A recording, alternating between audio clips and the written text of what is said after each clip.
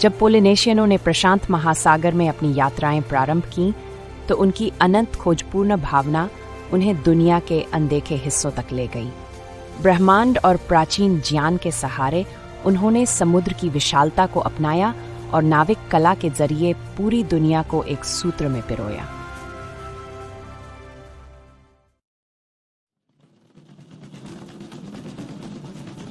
प्रशांत महासागर की विशालता में प्रारंभिक पोलिनेशियाई अग्रणी थे, जिन्होंने अनजान जल में अद्भुत यात्राएं शुरू की। तारों और समुद्री धाराओं मार्गदर्शक बनकर ये कुशल नाविक पारंपरिक समुद्री ज्ञान पर निर्भर करते हुए अनजान दिशाओं में निकल पड़े। ये ज्ञान पीढ़ियों से स्थानांतरित होता आया था।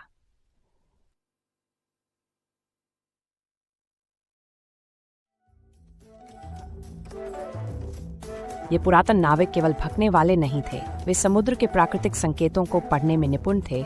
सूर्य, चांद और सितारों का उपयोग आकाशीय मानचित्र के रूप में करते थे। प्रत्येक यात्रा उनके साहस और असीम जिज्ञासा की मिसाल थी, जिसने ज्ञात संसार की सीमाओं को बढ़ाया।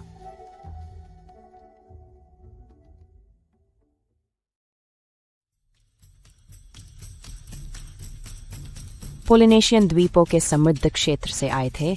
उनके पास विशाल समुद्र को खोजने की तीव्र।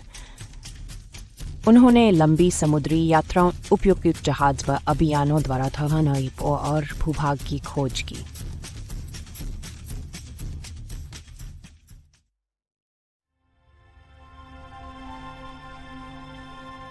प्रारंभिक पोलिनेशियन खोजकर्ताओं ने प्रशांत के विशाल द्वीप समूहों की खोज और बसाहट में महत्वपूर्ण भूमिका निभाई, जिसमें आज का फ्रेंच पोलिनेशिया भी शामिल है।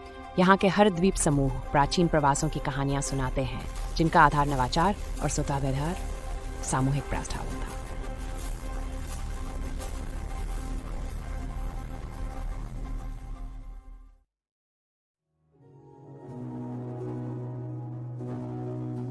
इन महान उपलब्धियों की विरासत क्षेत्र की मौखिक परंपराओं में संजोई जाती है।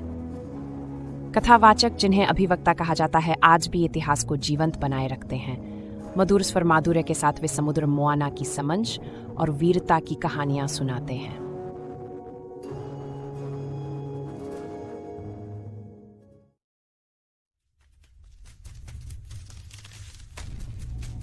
बारीकी से तराशी गई वा नामक डोंगियां समुद्री यात्रा की कठोरताओं को झेलने के लिए बनी थी। इनका ढांचा व्यावहारिक डिजाइन और सांस्कृतिक कला का अद्भुत मेल था। इन्हीं नावों ने नए क्षितिज खोले और दूरदराज के द्वीप समुदायों को जोड़ा, जिससे व्यापार और संबंध फले फूले।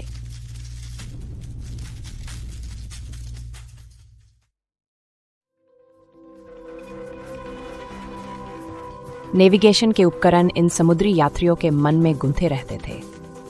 समुद्री लहरें और हवाएं केवल देखी नहीं गईं, बल्कि महसूस भी की गईं, और इन्हीं के सहारे वे सैकड़ों मील की यात्रा करते प्रकृति की लय के साथ पूर्ण सामंजस्य में चलते रहे।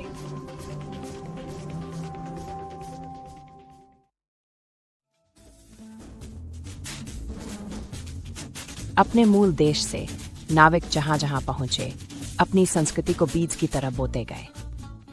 ये बसावटें केवल घर नहीं बनी, बल्कि साझा विरासत का आदान प्रदान हुआ, जिसने प्रशांत क्षेत्र में पोलिनेशियाई रिश्तों का नेटवर्क तैयार किया।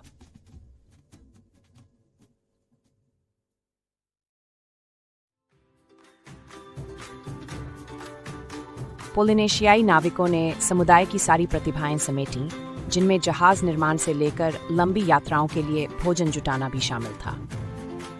ये महासागरीय प्रवासन केवल अस्तित्व की लड़ाई नहीं थे, वे सांस्कृतिक आदान प्रदान भी थे, जिसने यात्रियों और स्थानीय निवासियों दोनों को समृद्ध किया।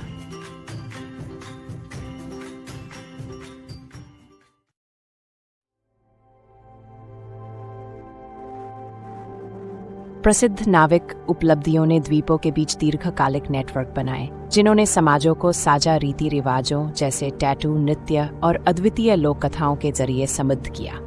ये परंपराएं आज भी जीवित हैं। मिथक गढ़े गए, जिसने पोलिनेशियाई मिथकों की समृद्ध छवि बनाई।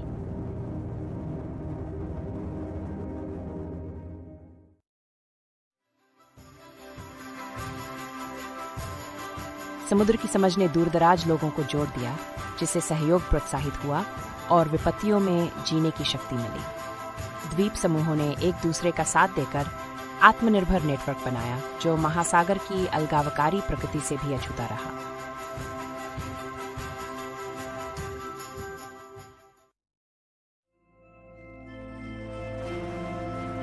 प्रकृति के साथ साक्षात्कार ने चुनौतियों को अवसरों में बदला।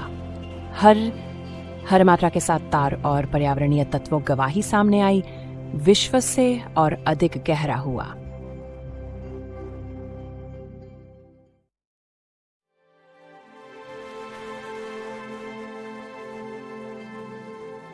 हर यात्रा के साथ पोलिनेशियाई संसार का मानचित्र फैलता गया। उनके आने की छाप द्वीपों पर स्थायी हो गई। इन यात्राओं में हर पतवार का स्पर्श प्रशांत की विशाल और कालातीत साझेदारी का प्रतीक बन गया।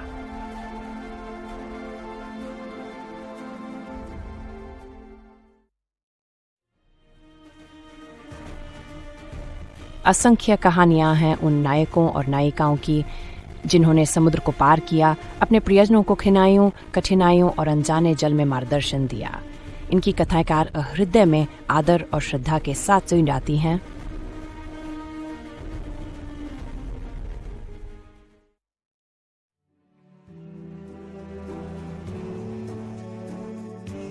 फ्रेंच पोलिनेशिया में ये ऐतिहासिक कथाएं आज भी सांस्कृतिक पहचान में प्रेरणा बनती हैं। जिन हाथों ने लकड़ी तराशी, उन्होंने एक विरासत भी गढ़ी।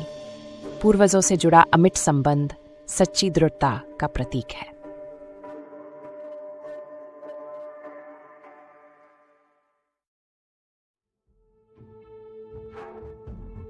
आज ये समृद्ध परंपराएं अतीत को गले लगाकर सबको उस अदम्य जिजीविषा का स्मरण कराती हैं जिसके दम पर पोलिनेशिया के प्रारंभिक अन्वेषक आगे बढ़े। उनके लिए समुद्र कभी बाधा नहीं, बल्कि दूर दराज घरों को जोड़ने वाली सड़क थी, एक साझा जुड़ी हुई दुनिया का मार्ग।